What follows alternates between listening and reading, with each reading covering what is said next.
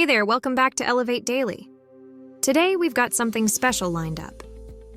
3 powerful habits that can transform your daily life and supercharge your productivity. So, if you're ready to level up, hit that like button and let's dive in. Imagine this. I come to you with a game where you can win big money by answering 10 questions. Each question is worth $1,000. But here's the kicker. 3 questions are worth a whopping $10,000 each. The catch? You won't know which ones until the end of the game. Intriguing, right? Now think of your daily life. You have 24 hours and a to-do list. Most tasks are worth $1,000. But only 2 or 3 are worth $10,000. Successful people know how to spot those high-value tasks and prioritize them. It's like playing a game every day, and you can win big if you play it right. So how do you do it? Well, it starts with habit number 1.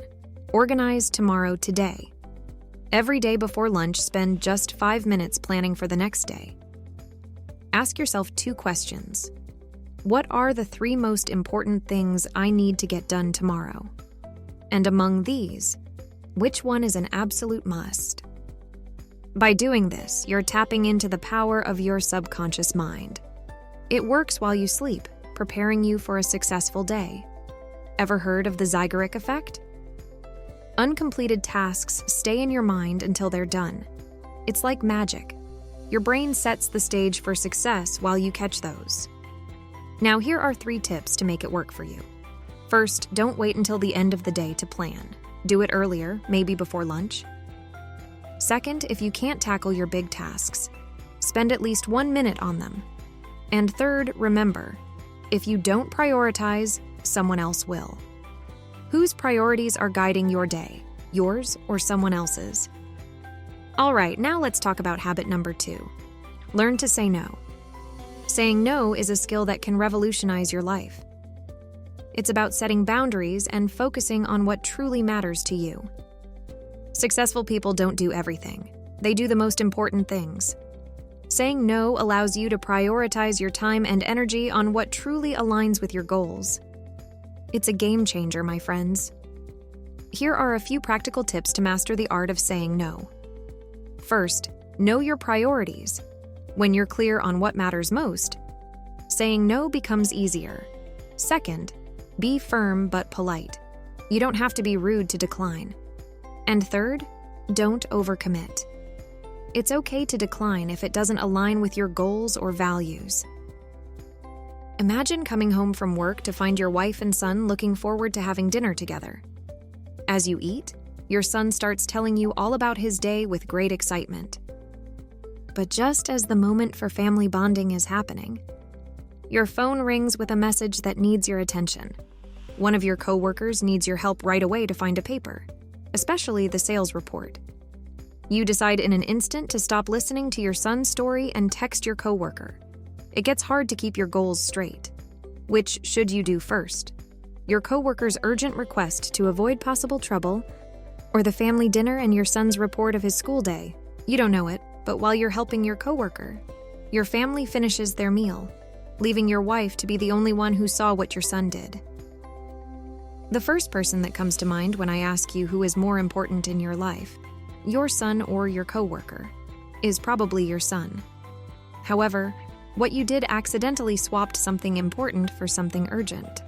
It's a common problem because haste and value are often confused with each other.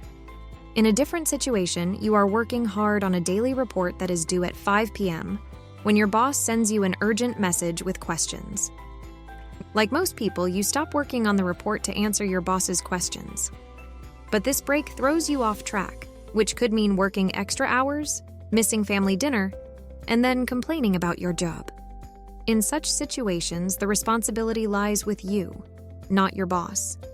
The failure to assertively say no results in trading something urgent for something important. The right course of action would involve explaining your commitment to an important deadline and promising to address your boss's queries once you've completed your immediate task. Saying no is undeniably challenging and uncomfortable, especially when the requester. It's hard to say no, especially when the person asking is someone above you. but life would be impossible without it. I would like to tell you a story about a retired athlete who became more burned out than ever before because he wanted to help other people. Because he saw how much it hurt his family's time, he made a simple change. Placing a photo of his wife and kids on his desk, he took a moment to reflect on the true implications of his choices each time he received a call. He didn't cease helping others, but became more discerning in his actions. Remember that whenever you say yes, you are actually saying no to a lot of other things. You're constantly making choices, so choose wisely. Consider adopting the practice of saying no as a daily habit. If you need to, put a sticky note on your computer, or do whatever else you need to do to make saying no a conscious and empowering habit. In summary, cultivate the habit of saying no, particularly to things that are urgently presented but lack true importance. Third habit, pay attention to one thing at a time. One thing at a time is what the third habit is all about. A typical mistake in business and life is focusing on too much and neglecting the essentials. Underperformance and a significant loss of trust result from this behavior. Consider the amount of information available to you daily. Technology is fantastic, but humanity is still learning how to handle it. Technology allows us to receive more information, but it doesn't teach us how to prioritize it. When we have a full inbox, multiple texts to respond to, courses to take, networking events to attend, and time for loved ones, we must decide which to prioritize. Focusing on too many activities may lead to boredom and unfulfillment. Being busy is different from being productive. Busy people are like a fire that produces so much smoke but very little heat. On the other hand, productive people are like an intense fire with no smoke.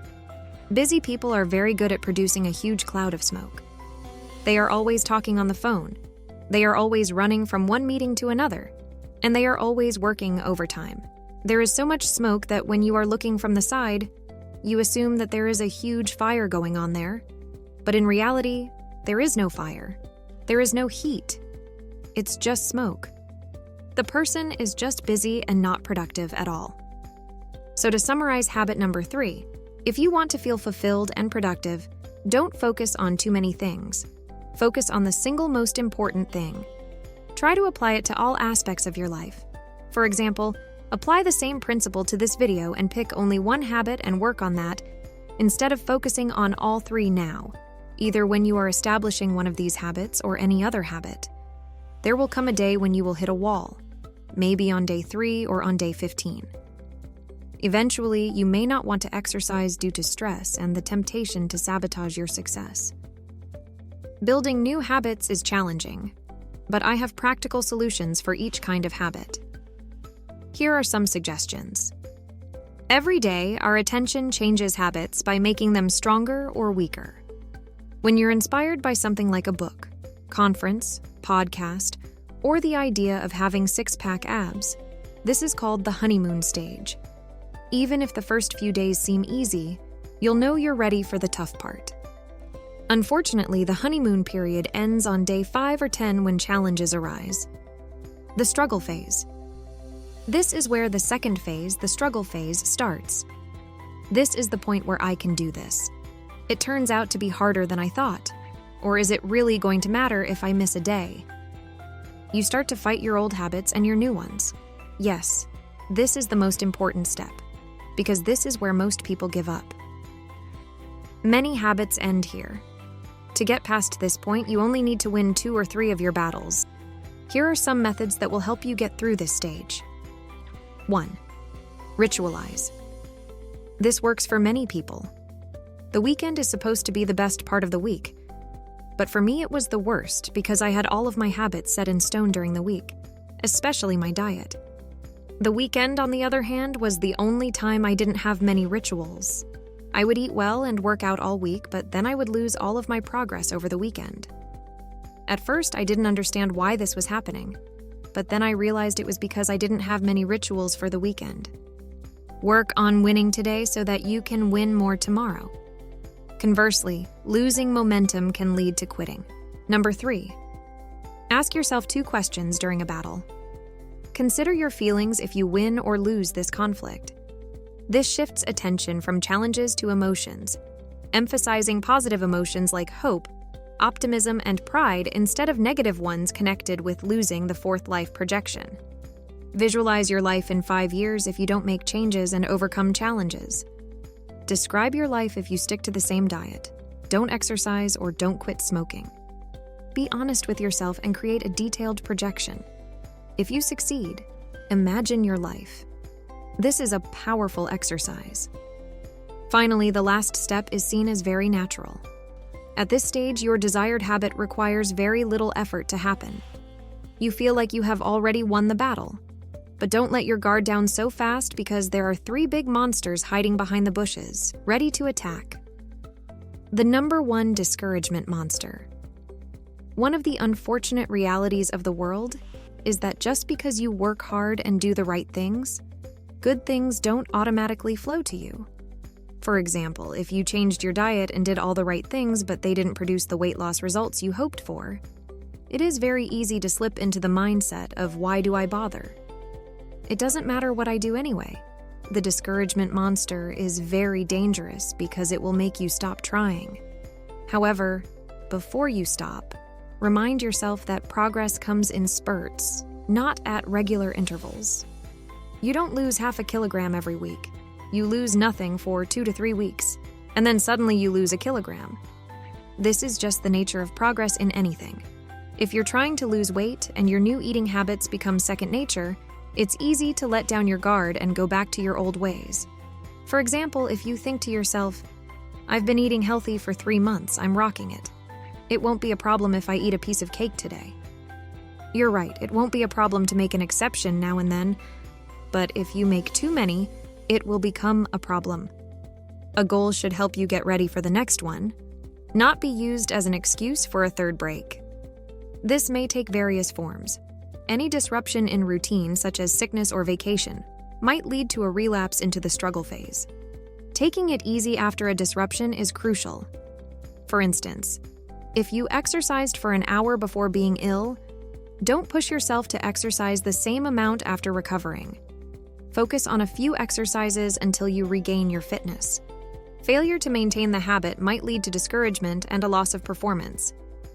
To summarize this video, understand the 3 phases of habit formation: the honeymoon, the struggle, and second nature. Recognize when you're in the struggle phase, and here are 4 techniques to overcome it. Ritualize, recognize, ask 2 questions, and use life projection. Lastly, watch out for the 3 monsters that can ruin your habits: giving up, being tempted by success, and being interrupted. Stay vigilant even when your habit feels second nature. I hope you found these habits insightful and actionable for your daily life. Now, it's your turn. Which of these habits resonates with you the most, and how do you plan on implementing it? Are there other habits you found effective? Share your thoughts, experiences, or any questions you may have in the comments below. And hey, if you think someone you know could benefit from these habits, don't hesitate to share the video with them. Let's create a community of positive change and growth together. Your engagement and sharing make a difference. Until next time, take care, and let's continue this journey towards a better, more organized, and more focused life. If you enjoyed this video, don't forget to like, subscribe, and hit that notification bell. Until next time, keep building those life-changing habits. Thanks for watching.